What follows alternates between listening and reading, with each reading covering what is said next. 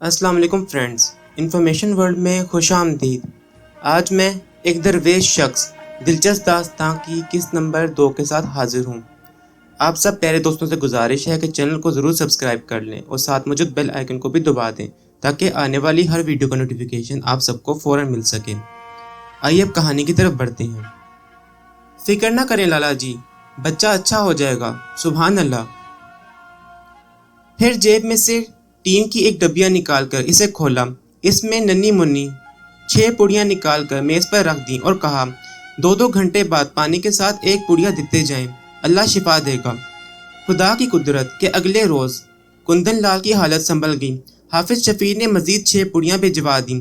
तीसरे रोज़ कुंदन लाल पलंग पर उठकर बैठ गया। चौथे रोज़ अपने घर में चल फिर रहा था और 5वें दिन वो अपने वालिद की दुकान पर बैठा था। लाला नंदन लाल इसी रोज़ अपने लखते जिगर को लेकर हाफिज साहब के पास हुजरे में हाजिर हुआ। मैं भी वहीं पर बैठा था। हाफिज साहब समावार में कोयले सुलगाने के लिए पंखे से हवा कर रहे थे। लाला जी ने हाथ जोड़कर बंदगी की और अपने बेटे के साथ 2 रानों होकर बड़े अदब से सफ पर बैठ गए। हाफिज शफी ने मुस्कुराकर कहा, खुदा ने आपके बच्चे को शिफा दे दी, सुभान अल्लाह। लाला नंदन लाल बजा जा रहा था। बड़े इंकिसार से हाथ जोड़कर बोला, हाफिज जी, मैं आपकी दवा के पैसे देने आया हूँ, इन्हें कबूल कीजिए। उसके साथ ही लाला जी ने जेब से 100 रुपए के 20 नोट निकालकर हाफिज शफी के कदमों में रख दिए। हाफिज शफी ने नोटों को देखा, फिर लाला जी को देखा और फिर सर झटक कर मुस्कुराते हुए बोले, मगर लाला जी, मेरी दवा तो 3 आने की थी। मैं वो मंजर सारी जिंदगी नहीं भूल सकता कि किस तरह अमृतसर का लखपति ताजर नंदन लाल हाफिज शफी को 2000 रुपए कबूल करने पर इसरार कर रहा था और हाफिज शफी किस बेनियाजी से सिर्फ 3 आने लेने पर बदजिद थे। आखिर लाला जी को सारे नोट वापस लेने ही पड़े और अपने कोट की जेब में से 3 आने निकालकर हाफिज जी के कदमों में रख दिए। इस वक्त लाला जी की आंखों में आंसू थे। इन्होंने फर्ते अकीदत से हाफिज शफी के पाँव को छूकर हाथ अपने माथे पर लगाए। जब लाला जी चले गए तो हाफिज साहब ने पंखा सफ पर रख कर दरवाजे में से बाहर देखा कि लाला जी मस्जिद से निकल गए हैं या नहीं। फिर जो पलटे तो उनका चेहरा खुशी से दमक रहा था। बच्चों की तरह मसरूर होकर बोले, सुभान अल्लाह, आज की रोटी का बंदोबस्त हो गया। बट साहब, आज की रोटी यानी 2 पैसे की 2 रोटियां और 1 पैसे की दाल। किसी वक्त हम दोनों किसी बाग की सैर को निकल जाते।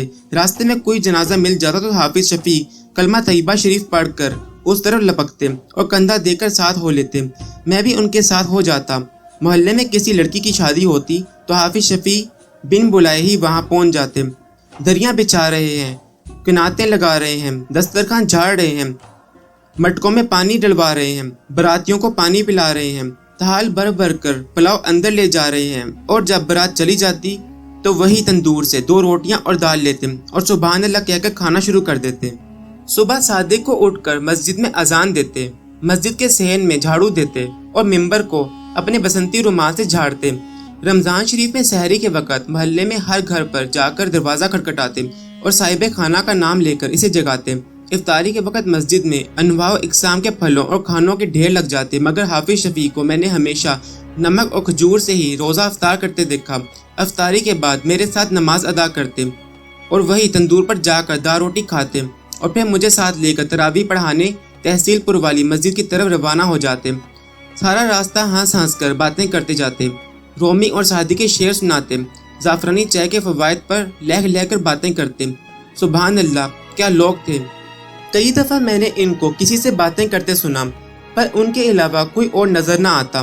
काफ़ी बार मैंने ये सोचकर इग्नोर कर दिया कि शायद खुद से ही बातें कर रहे हैं, लेकिन कभी कभी मुझे मेरी ये बात गलत भी लगती।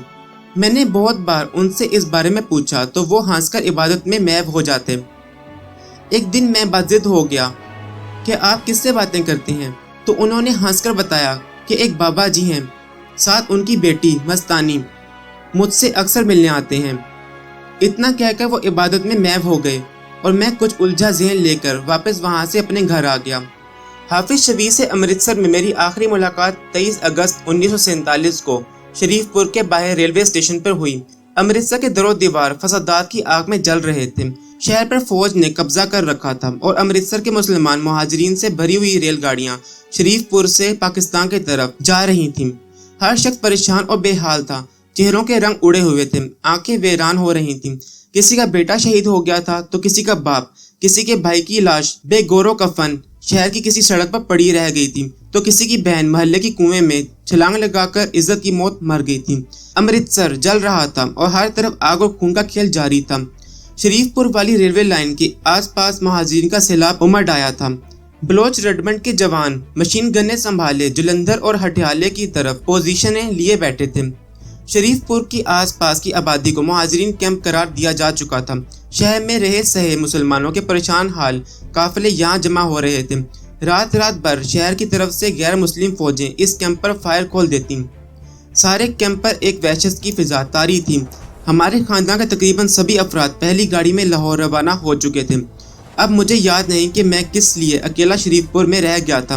बहरहाल मैं रेलवे लाइन के पास दूसरे हजारों मुहाजिरीन के साथ पत्थरों पर बैठा पाकिस्तान जाने वाली गाड़ी का इंतजार कर रहा था। इतने में अमृतसर रेलवे स्टेशन की जानिब से झुक झुक करती खाली गाड़ी आई और हमारे पास आकर रुक गई।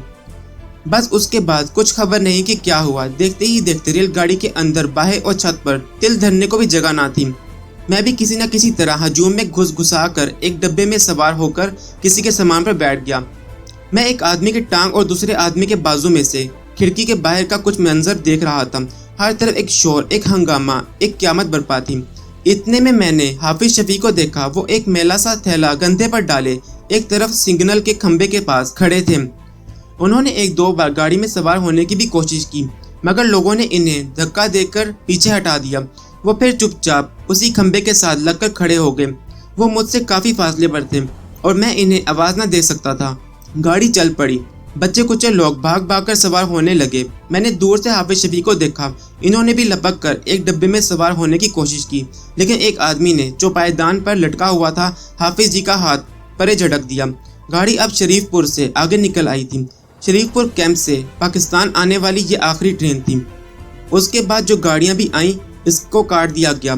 कुछ दूर तक मैं हाफिज शफी को देखता रहा। वो रेलवे लाइन के करीब अकेले खड़े, थैला कंधे पर डाले, चुपचाप पाकिस्तान को जाने वाली ट्रेन को देख रहे थे। इस वक्त मैं उनके पास नहीं था, मगर मुझे यकीन है कि इन्होंने एक बार जरूर सर झटक कर मुस्कुराते हुए कहा होगा, सुभान अल्लाह। यहाँ आकर मैंने कई लोगों से सुना कि हाफिज शफी को कई बार देखा गया है और उनके बारे में ये भी मशहूर था कि एक वक्त में मुख्तलिफ जगहों पर उनको देखा गया है। मुझे उनसे मिलने की बहुत तमन्ना रही। मैंने उनको बहुत ढूंढा, मगर मैं उनको दोबारा कभी न मिल सका और पूरी जिंदगी इसी बात पे यकीन रहा कि वो जरूर अल्लाह के यहाँ किसी ऊंचे मर्तबे पर फाइज हैं, जिसको जानना हम आम लोगों के बस की बात नहीं है। अल्लाह हम सबको हाफिज शफी की तरह या उनसे भी ज्यादा नेक बनने की तौफीक अता फरमाए। आमीन।